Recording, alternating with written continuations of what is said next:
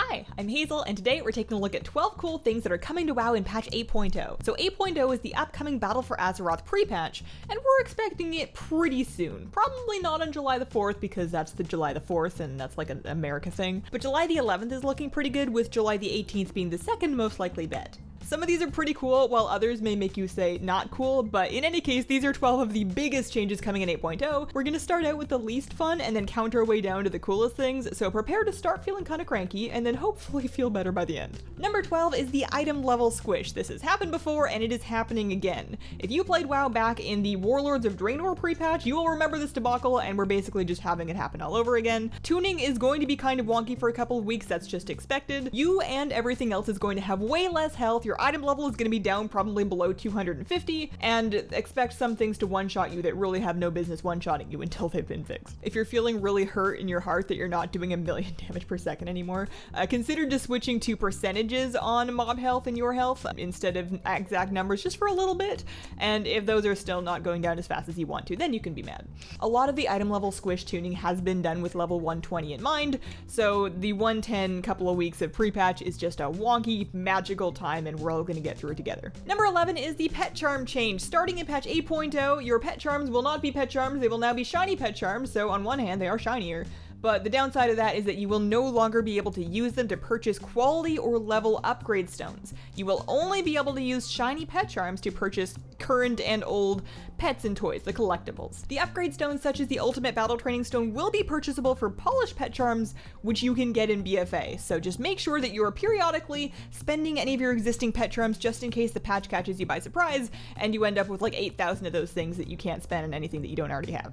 Number 10 is your artifact traits, including your relic traits from the Netherlight Crucible, are all going to be disabled. The artifact retirement questline is actually available to play on live servers right now, but before the pre-patch that actually boosts your traits way up and will continue to ramp up until the pre-patch lands, at which time it's all going away. You will still have the actual weapon if you're worried about what you're gonna hit stuff with. It will still have a relatively juicy amount of item level, but none of the traits will work. All of your void tendrils and your sneaky snakes and all that kind of stuff is just gone, which is probably disappointing, but maybe you never liked those sneaky snakes. Maybe you never trusted them anyways. You can live a sneaky snake-free life, unless they're in the class changes or the talents. I didn't actually look that closely at BM Hunter.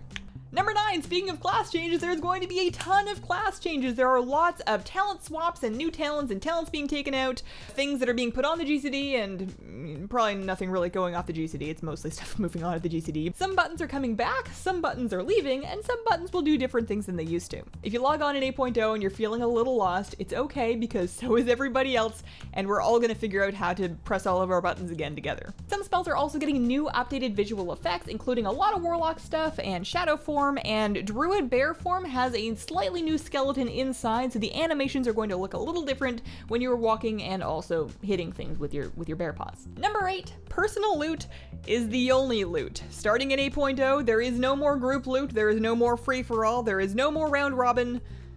What were the other ones? I don't remember. No more master loot, it's really just personal loot. All dungeons, all raids, even mythic raids, personal loot for everybody. I hope you like personal loot because it's happening. The loot mode option from the drop-down menu is just gone because there is only one option. It's not ideal for everybody, but you can't say that it's not fair. Number 7, speaking of loot, Legacy Loot Mode is going into effect in patch 8.0. So what that is in any content that is 10 levels or greater below your level, when you go in, you'll be able to pick up all of the personal loot that would have dropped for a full group. So 5 people's worth of personal loot in a 5-man dungeon. If it's a flexible raid size difficulty, you will get 20 people's worth of loot. All of that goes to you regardless of whether or not you would normally be able to personally loot it. This works out to a fair bit more loot when soloing old raids for transmog, so that's good news. We're excited. Number 6 is the new PvP honor system. So in 8.0, Prestige is becoming account-wide.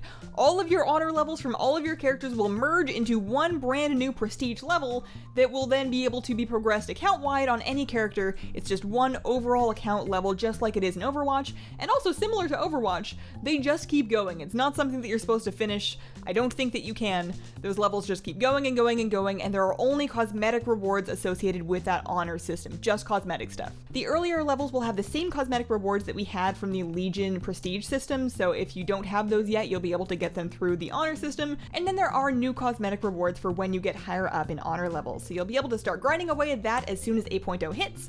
There is a new conquest system as well that gives you endgame gear at 120. Number 5, speaking of PvP, War Mode is going into effect in patch 8.0, so no longer will you be bound by the decision that you made years ago when you decided to pick either a PvE or a PvP server. They are all one and the same now, and you can choose whether or not you would like to engage in world PvP by just turning War Mode on or off. So you have to do that in Stormwind or Orgrimmar. You can't do it in the new cities, you can't do it in Dalaran, you can't do it out in the world. You must go to either Stormwind or Orgrimmar. If you like to live dangerously, you can turn War Mode on, and if you're more of an I've got better things to do kind of person, you can just turn it off and leave it off forever. That's really up to you. This toggle is available on every server type, and it is beautifully, completely voluntary. Number 4 is communities and the new guild user interface. So if you have ever used Discord, this is basically Discord, but stripped down and then put directly into WoW. In addition to your guild, if you like, you can also join multiple communities. So there are World of Warcraft communities that are limited to just your faction and include things like calendar events and quick join, and then there are wider Blizzard communities where you invite people by their battle tag, and those are cross-faction, cross-game, chat with your dudes wherever they happen to be. Number 3 is the Burning of Teldrassil and the Battle for Lordaeron. So we have 2 story-driven scenarios as well as some world quests, outdoor content kind of surrounding them. The Burning of Teldrassil will have some story quests leading up to it, and the Battle for Lordaeron won't be available until a week before BfA launches, according to a recent interview, so that one will be in the pre-patch, but not right away in the pre-patch. Between the two of those, that's basically our pre-expansion event, kind of taking the place of the Legion invasions that we had before Legion actually launched. Number 2, and you might be more excited about this if you happen to play one of these races, but there are new barbershop options, specifically Upright Orcs and Golden-Eyed Blood Elves. So it's going to be a magical day where half of the orc population of Azeroth all straightens up at once. That's not just a Mag'har orc thing, that's going to be available to any orc out there, and with the size of the shoulders, the pauldrons, it's probably really best to have some support. Finally, number 1 thing that I am most excited for that is going to be available in patch 8.0 is the new collecting meta achievements right along with their rewards. So some of these will be attainable right when 8.0 comes out, and some of them you'll need to wait to get some of the new collectibles from BfA before you can finally tick over the line. But if you have 350 mounts usable in one character, you will get the Frost Shard Infernal. If you have 400 mounts usable in one character, you will get the Frenzied Feltalon. If you got yourself 400 toys, you're going to have Brutus the Battle Pet. If you got yourself 800 Battle Pets, you're going to get Rooter. And then, I don't think you can yet, but once you get 1,000 Battle Pets, you can have Hearthy. And it's just so exciting. There's also a couple of rep ones. For 90 exalted reps, you get an achievement, but no reward. But if you get to 100 exalted reputations, you will get the Pure Heart Courser and the Esteemed Your Name title for 100 exalted reputations. And that really makes me wish that reputations were account wide, but they're not, so I hope you've been grinding your reps on one character, because I certainly haven't. Before I wrap it up, a bonus thing that didn't make it in the list, because who wants to click on a 13 things list? That's just unlucky, and also it's not that exciting, but in 8.0 and beyond, character names in any chat channel will appear in their class colors. So you can tell if that person that you're arguing with in trade chat is a warlock or a demon hunter or a monk or a rogue or an anything, really. It's in the class color. It's right there. Many add-ons have done that in the past, but if you were like me and you didn't have any of those add-ons, you might notice that things get a little more colorful over in the chat log. So those are the big changes that are coming in patch 8.0. Reminder that once 8.0 hits, you will no longer be able to get a number of things, including the field medic title, including your mage tower appearances. You're really kind of running out of time, so if you are trying to do those things, please, please, please do them now. Otherwise, you just won't be able to. They're going away.